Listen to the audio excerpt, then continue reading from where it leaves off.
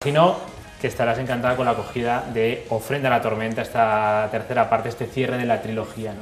Es para estarlo, ya esperaba sabía que los lectores estaban esperando la novela, pero sin duda ha sido una sorpresa la fuerza y el cariño con la que lo han acogido, pues un gran éxito. Estábamos todos deseando, ¿no?, saber cómo corrían estas aventuras de Amaia Salazar, porque me imagino que después de 3 libros uno la coge cariño, ¿no? Hombre, llega a formar parte de mi vida, ya es casi una mujer de carne y hueso para mí, es una realidad. ¿Hay mucho de Amaia en Tío de ti, en Amaia? ¿Ha evolucionado este personaje luego de estos 3 libros? Todos los personajes tienen un poco del autor, pero ninguno es el autor.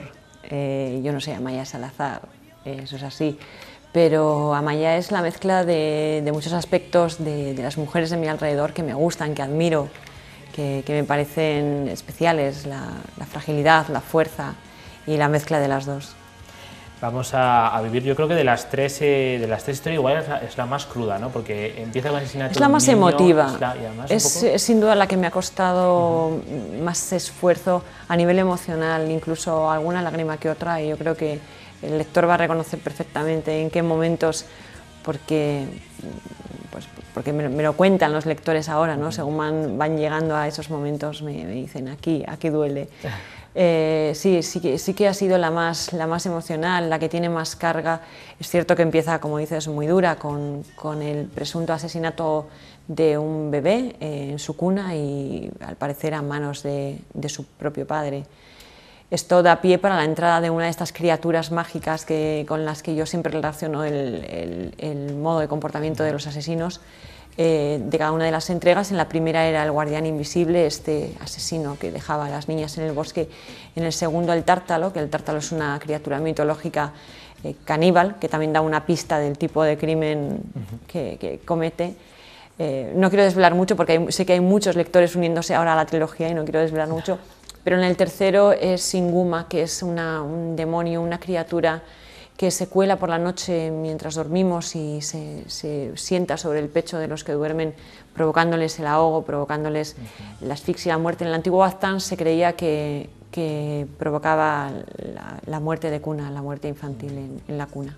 Claro, porque todos estos personajes forman parte de la leyenda real de ese valle, ¿no? Claro, una leyenda que no olvidemos que no está basada en cuentos de viejas, sino en la auténtica religión de los primeros vascones, de los primeros pobladores de este valle, que además es muy fácil de comprender cuando estás allí, porque la potencia natural es tremenda y uno puede justificar, puede entender que cuando las noches de Baztán eran largas y oscuras y no había luz eléctrica y uno tenía que rendirse a los elementos, les pidiera precisamente ayuda a estas fuerzas que no dejan de ser los propios elementos de la naturaleza, la lluvia, la madre tierra, el río. Las religiones primitivas, ¿no? Claro, las religiones, sí, muy druidas, con una relación muy cercana entre la naturaleza y el hombre, una comunión muy íntima, desde el conocimiento que tenía el ser humano en ese momento de que dependía directamente de que era esa madre naturaleza la que le daba y la que podía quitarle todo.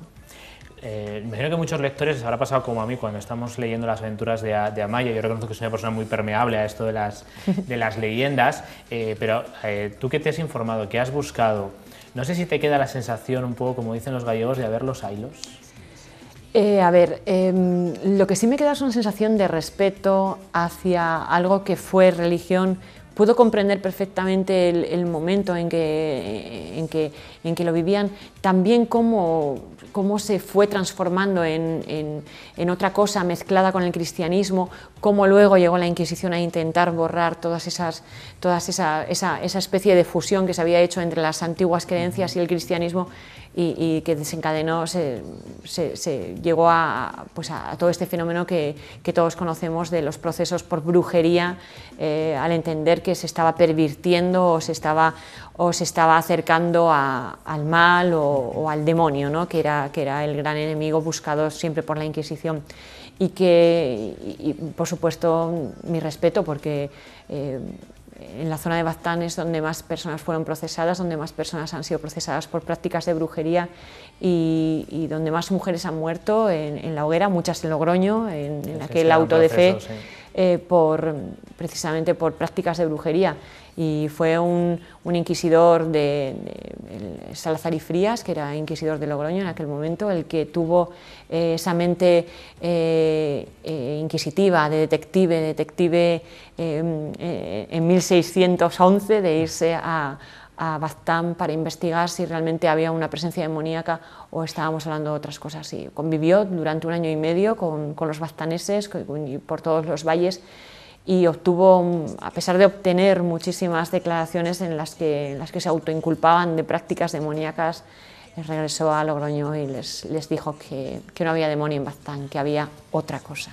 Que era otro tipo de... ¿no? Era otro tipo de cosas, pero no estaba el demonio. Imagino que también el apellido de Amaya va por ese personaje. Sí, está tomado de ahí, está tomado de ese espíritu inquisitivo, de ese espíritu de intentar saber más, de intentar comprender, al fin y al cabo, un investigador o un policía, ¿no? No, realmente avanzado su tiempo, porque en aquella época... Muy adelantado. Podía haber aceptado sin más las pautas que marcaba la Inquisición, y luego muy valiente, porque no olvidemos que enfrentarse a los tribunales inquisitoriales, aunque fueses un inquisidor, podía acarrearte la muerte, y a más de un inquisidor le ocurrió por plantear dudas. Imagino que esa historia que ha vivido ese valle, esas localidades, se queda impregnada un poco la energía que desprende, ¿no? Desde luego se queda la fuerza de una historia de la que se sienten muy orgullosos. Quizá también la idiosincrasia de un valle cerrado ha permitido que muchas de las costumbres, tradiciones, el idioma, las recetas, pues se hayan prolongado en el tiempo y todavía estén ahí para el disfrute de todos. Hombre, no, yo creo que si llamas a una puerta en Baztán y preguntas si creen en brujas, te dirán probablemente que no, pero también es probable que al llamar te pinches con una Egusquilore, que es la flor de cardo que ponen en la puerta para que las brujas no entren.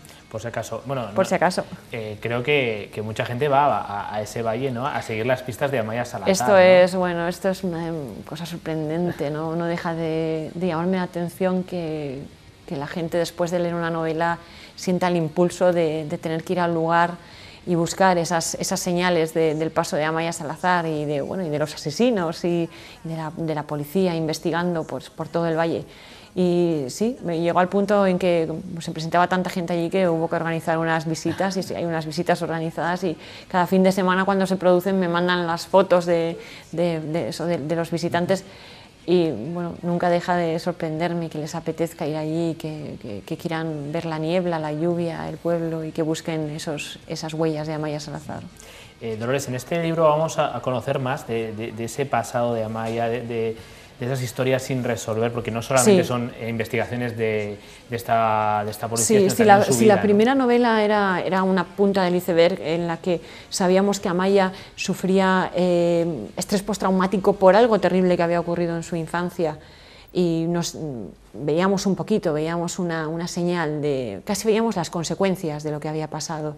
La segunda es una novela diferente, con una estructura concéntrica, 2 casos paralelos que terminan uniéndose, y nos dan bastante más datos de todo el origen del mal en Baztán. Y la tercera es la que resuelve realmente el origen. Es una novela, como te he dicho, es la más emotiva, la que emocionalmente me ha costado más, pero sobre todo porque es en esta novela en la que explico de dónde procede algo que debe tener toda novela policíaca, toda novela negra, que es la furia, la rabia.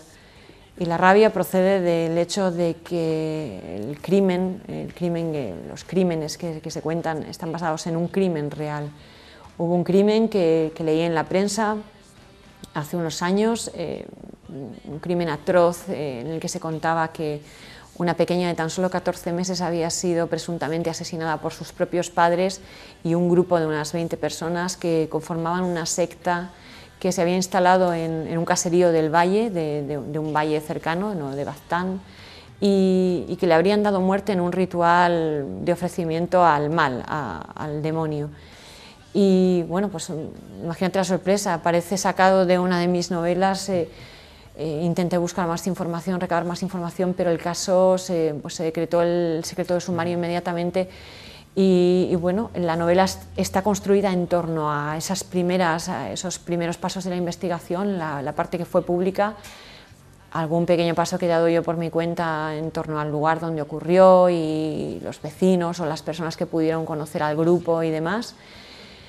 Y poco más, he llegado a hablar con los investigadores que llevan el caso, pero claro, evidentemente no sueltan prenda y que es como debe ser porque están muy comprometidos todavía con este caso, del que supieron porque uno de los participantes en este ritual, años después, sin poder soportar la carga que suponía lo que habían hecho, delató a todo el grupo, que están repartidos por todo el país, que viven por toda la geografía española y que ocupan importantes puestos dentro de la sociedad. Te quiero decir que no son gente marginal, ni no sé, porque uno siempre cuando se imagina una secta se imagina, pues no sé, una secta satánica, casi la familia de Charles Manson, ¿no?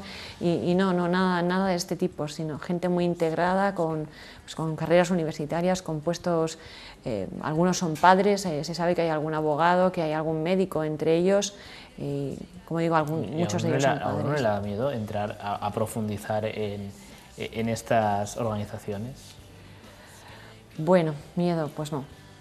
Me mueve más el compromiso hacia contar algo que estaba ahí. De todas maneras, no he desvelado nada que no fuese público, es una noticia que apareció en la prensa, que está con buscar niña secta navarra, aparece en Google, así que... Me apuesto que va a ser de lo más buscado. Sí, pues ahí está, niña asesinada, investigación, Guardia Civil, Navarra, ahí está. Y bueno, pues es información pública y bueno, y el resto es una construcción, no digo que sea así concretamente como tuvo que ocurrir, pero muy probablemente. Oye, ¿qué va a pasar con Amaya? Se preguntarán muchos de los lectores, de los fans de esta policía. Yo ya expliqué que la trilogía era este caso desde el principio hasta el final. Como he dicho antes, si era un iceberg, la tercera novela es la parte que estaba bajo el agua, pero no olvidemos que un iceberg termina por darse la vuelta y el principio es el final, no deja de ser la misma pieza todo el tiempo y el lector va a entender que estamos viendo realmente el mismo elemento desde el Guardián Invisible hasta aquí. Pero aunque este caso finaliza, ni termina Amaya, ni terminan los personajes, es un personaje con el que me siento muy cómoda en el proceso de escribir, además los 3 libros y toda la documentación que ha supuesto, toda la gente interesante que he conocido, la cantidad de historias preciosas que me han contado pues sobre mitología, pero bueno, el interés por explorar otros delitos, otros crímenes, otras historias, pues dan para muchísimo más. Amaya volverá, pero será con otro caso, con otra historia. Con otra... Esta no, o sea, si Esta la pregunta es, final. ¿se va a prolongar? Es el mismo caso, el caso se cierra aquí. No acaba ella, ni acaba su vida, ni acaban los personajes, entonces seguiremos contando otras historias. Bueno, de momento podemos disfrutar de esta ofrenda a la tormenta, esta parte que cierra esta trilogía, esta aventura de Amaya Salazar, que la va a llevar no solamente por esa mitología del Valle de Baztán, sino también para resolver esas dudas que nos quedaban acerca de su pasado y la conformación de su personalidad.